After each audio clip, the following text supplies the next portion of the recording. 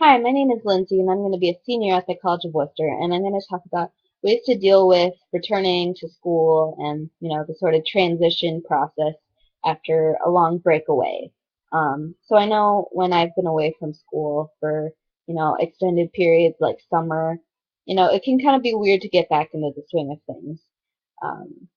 Obviously, there's a mix of emotions, like there's the excitement and exhilaration about, seeing our friends again, and kind of starting things anew and being successful again and kind of, trying to strive towards our goals and, um, you know, doing even better than we did the last time we were there.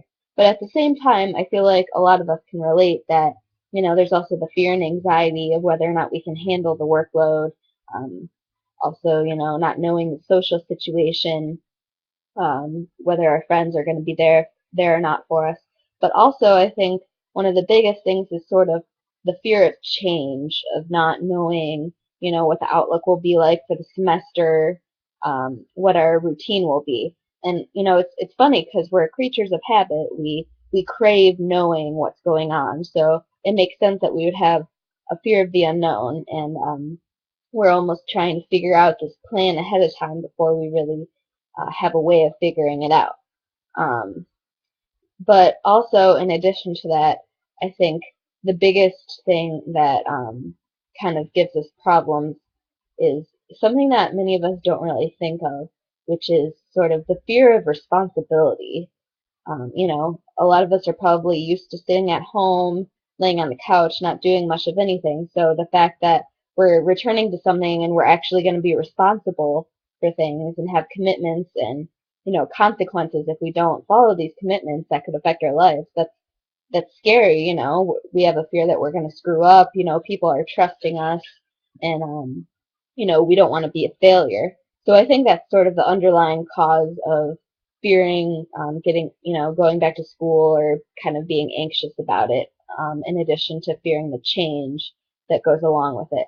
So something that I like to do to sort of combat that is something I like to call um, building up the responsibility muscle.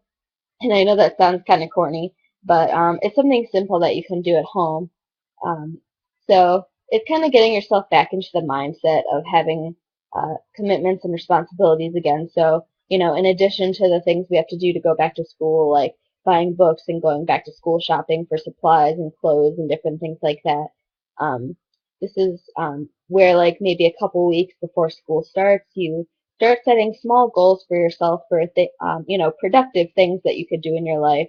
Like, it could be as small as, you know, I'm going to clean the house for 1 hour a day for the next couple weeks or something like that. Or you could pick something, enjoyable to you, something like even like a hobby, a small hobby that you can pick up. Like, I'm going to read this new book that I've been wanting to read for an hour every day.